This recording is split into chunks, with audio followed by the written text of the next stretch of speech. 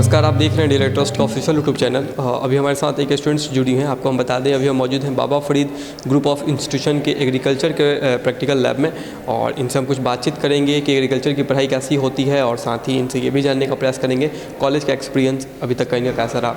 सबसे पहले ये बताइए, क्या नाम है? चारू गोयल। कहाँ के रहने वाले हैं? कोटकपूरा डिस्ट्रिक्ट फरीदकोट। कौन से कोर्स को आप यहाँ से कर रही हैं? BSc honours agriculture. कैसी पढ़ाई होती है एग्रीकल्चर की? पढ़ाई तो देखिए बढ़िया ही होती है, बाकी इंटरेस्ट पे डिपेंड करता है कि जैसे जिसका इंटरेस्ट है, ज़्यादातर वही बच्चे एग्रीकल्चर लेते हैं, क्योंकि एग्रीकल्चर करनी कोई आसान बात नहीं है कि जैसे हम लोग सिर्फ बुक्स पढ़ ली और हमें कर लिया।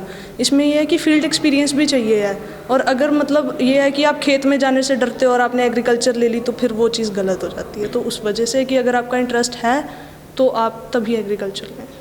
बिल्कुल। ये बताइए कि अभी हम प्रैक्टिकल लैब में मौजूद हैं, यहाँ पे कौन कौन सी लैब है और अभी हम किस लैब में मौजूद हैं?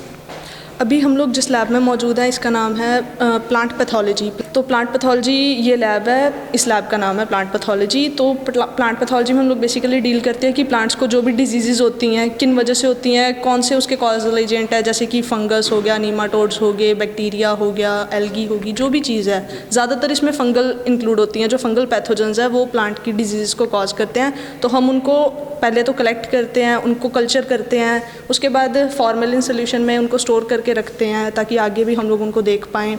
अदरवाइज़ अगर हमने उनको और डीप स्टडी करनी है माइक्रोस्कोप के अंडर, उसको स्टडी करते हैं, तो जर्मिनेटर में उसकी जर्मिनेशन करवाते हैं, और ये सब कुछ इंक्यूबेटर में, बेसिकली जर्मिनेटर नहीं, इंक्यूबेटर में।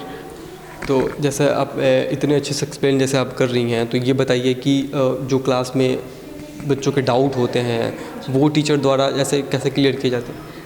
देखिए, अगर कोई डाउट है जो एक्सपेरिमेंटल नहीं है, थियोरेटिकल है, तो वो तो टीचर समझा के एक्सप्लेन कर देते हैं। और अदरवाइज़ हमारे लैब लेक्चर्स भी होते हैं, तो उसमें अगर कोई लैब के रिलेटेड डाउट है तो वो लैब में क्लियर हो जाता है एक्सपेरिमेंट करके, या टीचर खुद परफॉर्म करते हैं या फिर हमसे करवा लेते हैं, तो हमें क्लियर हो जाता है। जो बच्चे इस कोर्स को करना चाहते हैं और जिनके मन में बहुत सारे डाउट होते हैं कि क्या क्या करियर अपॉर्चुनिटी होगी इस कोर्स को करने के बाद, कितना करियर ग्रोथ हो पाएगा हमारा, तो जो आपके जूनियर्स हैं जो इस बार आना चाहते हैं 2024 सेशन में ट्रस्ट के थ्रू जो एडमिशन लेना चाहते हैं, एग्रीकल्चर कोर्स को करना चाहते हैं, क्या मैसेज रहेगा आपका उनके लिए? मेरा मैसेज यही रहेगा कि पहले तो जो कमर्स होते हैं, जो न्यू कमर्स होते हैं, उनके लिए सबसे पहले इंडक्शन प्रोग्राम्स ऑर्गेनाइज करवाए जाते हैं, ओरिएंटेशन प्रोग्राम्स, जिनमें उनको सब कुछ बताया जाता है कि आपका कोर्स का आउटकम क्या है, आपको एग्रीकल्चर करने के बाद आगे क्या करना मिलेगा, या कौन सी आपकी जॉब अपॉर्चुनिटीज़ हैं। और ये नहीं है कि ये सिर्फ स्टार्टिंग में ही बताया जाता है, आपको रेगुलर मतलब टाइम टू टाइम अपडेट किया जाता है उस चीज़ के बारे में।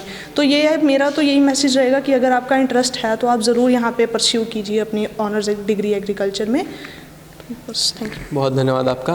ये थी हमारे बीच एक छात्रा जिन्होंने बताया कि एग्रीकल्चर में क्या क्या चीज़ें सीखने को मिलती हैं, और साथ ही उन्होंने ये भी बताया कि जिस लैब में अभी हम हैं इसमें क्या क्या चीज़ें बच्चों को सीखने को मिलती हैं। इन्होंने बहुत अच्छे से समझाया।